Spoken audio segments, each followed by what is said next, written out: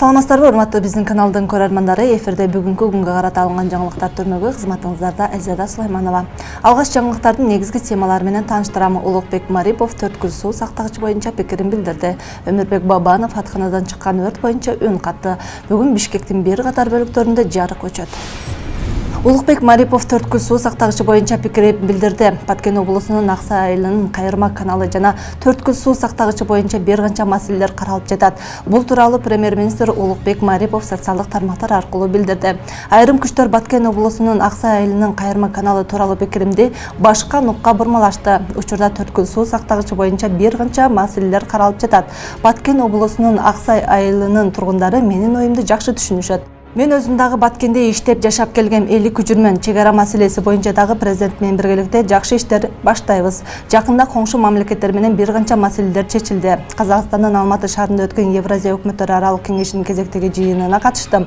Ал учурдан пайдаланып Казакстандын премьер-министри Аскар Мамин, Россия өкмөтүнүн төрагасы Михаил Мишустин жана Өзбекстандын премьер-министри Абдулла Арипов менен жолуктум. Бир канча маселени талкуулап, өлкөнүн пайдасына чечилди десем болот. Буюрса жакшы пландар ишке ашат деген ойдомун, деди Марипов.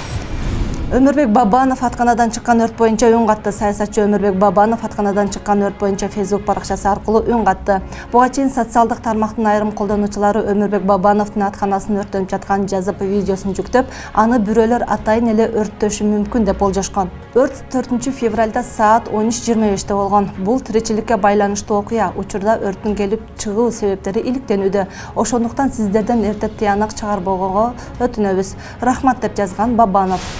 Муфтий Максат Ажы Токтомушев тууралуу каралоолор айтылды. Кыргызстандын мусулмандар дин башкармалыгынын айланасында ызы-чуу күч алды. Алымдар кеңешинин төрагасы Абибулла Ажы Кадырбердиев муфтий Максат Ажы Токтомушевди матуриди акыйдасын бурмалап, салафизмди кооптуу идеяларын жайылтууда деп аны токтоосуз кызматтан алуу демилгесин көтөрдү. Ошондой эле ал былтыр үзгүлтүккө учураган ажылыктын айынан зыяратчылардан чогулган 15 миллион доллардын отчету берилбей жатканын билдирди.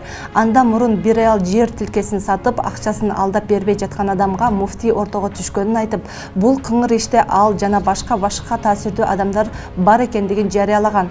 Муфтий Максат Ажы Токтомушев мунун бардыгы алдыдагы шайлоого байланыштуу жала экенин айтып, коюлуп жаткан ар бир дооматты четке кагып, бул боюнча өзүнүн жообун берерин билдирди.